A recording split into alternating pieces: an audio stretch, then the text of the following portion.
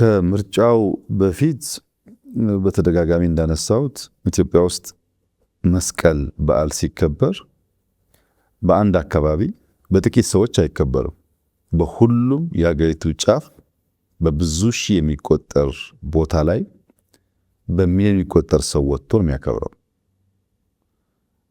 የገናንም በዓል ብትወስድ፣ ኢሬቻንም ብትወስድ በሁሉም የኢትዮጵያ ጫፍ በርከት ያለ ህዝብ ወጥቶ ነው የሚያከብረው።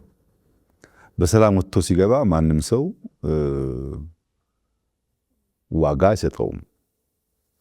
ምርጫችንን ብትወስድ 54 ሚሊዮን ሰው ከ50 ሺህ በላይ የምርጫ ጣቢያዎች ረጅም ሰዓት ተሰልፎ ነው ምርጫ ያካሄደው። ይሄ ጉዳይ 50 ሺህ ጣቢያ በጣም ብዙ ነው። 54 ሚሊዮን ህዝብ ትልቅ ቁጥር ነው። ይህንን ጉዳይ በሰላም ጀምሮ መጨረስን በሌሎች አይን ብዙ ሲነገር አትሰማውም። በዛ ማለት አንዲት ችግር ብትፈጠር ግን እሷ ጎልታ ትነገራለች። ምርጫ የዴሞክራሲ የልብ ትርታ ነው ይባላል። ዴሞክራሲ ቅድም ባነሳሁት በእኛ መልክ፣ በእኛ ቅርጽ፣ በእኛ ሁኔታ አዶፕት ተደርጎ ማለት ነው። ምርጫን ማካሄድ ህዝብ ስላለው መንግስት ያለውን ስሜት የሚገልጥበት አንዱ መንገድ ነው። 54 ሚሊዮን ህዝብ በሂደቱ በመሳተፉ ብዙ ነገሮች እንድንማር አድርጎናል። ሰላማችን እንድንፈትሽ፣ ተቋሞቻችን እንድንፈትሽ፣ የህዝቡን ስሜት እንድንገነዘብ፣ የተመረጡ ሰዎች ማስተዋል ስላለባቸው ጉዳዮች ብዙ ሰበዝ ሊመዘዝ ልንማርበት የምንችላቸው ጉዳዮች ታይተዋል። ከምርጫ ውጪ ሌላ የስልጣን ማግኛ መንገድ ከእንግዲህ በኋላ ኢትዮጵያ ውስጥ መኖር የለበትም። በሰላማዊ መንገድ በህዝብ ይሁንታ ስልጣን መገኘት አለበት የሚለውን ጉዳይ ከማስተማር አንጻር 7ኛው ሀገራዊ ምርጫ ከፍተኛ ትርጉም ያለው ይመስለኛል። በእኔ እይታ ምርጫው ማንቂያም ማስጠንቀቂያም ነው የነበረው። በአንድ በኩል በሞት ጥላ መካከል ሆነው ሰዎች የቶክስ ድምፅ ሳያቆማቸው፣ ዝናብ፣ ብርድ፣ ውርጭ፣ ረሃብ ሳያቆማቸው ዋጋ ከፍለው ለመምረጥ መብታቸውን ኤክሰርሳይዝ ለማድረግ የሄዱበት መንገድ ኢትዮጵያውያን በሀገረ መንግስት ግንባታቸው የማንንም ወሬ ለመስማት ዝግጁ አለመሆናቸውን ያሳያል።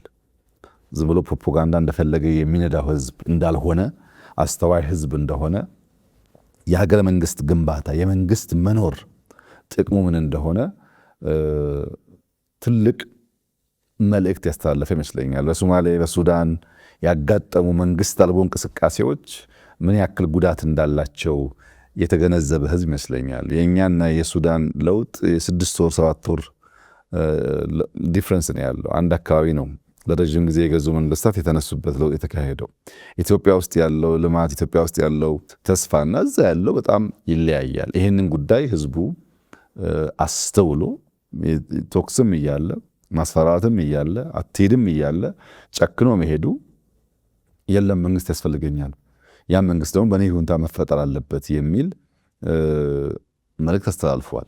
ሁለተኛ ህዝብ ሲያምን ከመንገዱ ማንም እንደማያስቆመው አረጋግጧል። በዋዛ ፈዛዛ ልታስቆመው እንደማትችል ህዝቡ በተለየ መንገድ በተለየ ቋንቋ የተናገረ ይመስለኛል። በተደጋጋሚ እንዳነሳሁት ነው የሚያሳስበኝ ተመራጩ ነው። ተመራጩ ያሳስበኛል። ምክንያቱም የኢትዮጵያ ህዝብ ሌብነት በቃኝ ብሏል። ሌቦችን ከውስጣችሁ አጥሩ ብሏል። ሌብነት የተንሰራፋበት ብልጽግና አልቲሜት ውጤት አያመጣም ብሏል። ቀን ከሌት የማይሰሩ የማይተጉ ሰዎች ስልጣን ወንበር መጠበቂያ አድርገው የሚያስቡ ሰዎች በተጨባጭ ውጤት የማያመጡ ሰዎች ፈትሹ ብሏል። ጽንፈኝነት፣ ጥላቻ፣ በክፉ እሳቤ የተሞላ ከፋፋይ ትርክት አያስፈልገኝም ብለዋል። ትልቅ ሀገር አለኝ፣ ትልቅ ህዝብ ነው፣ ተባብሬ ማደግ እችላለሁ ብሏል። ይህንን ይሁንታ ሲሰጣችሁ ውስጣችሁን አጽድታችሁ ሀገረ መንግስት አጽንታችሁ ለልጆቼ የተሻለች የላቀች ሀገር ታኖራላችሁ በሚል እምነት ነው ብሏል። ባለፉት 5 ዓመታት ብዙ ድንቃ ድንቅ ስራዎች ሰርተናል። በዚህ 5 ዓመት ግን ፈተናው ከባድ ነው።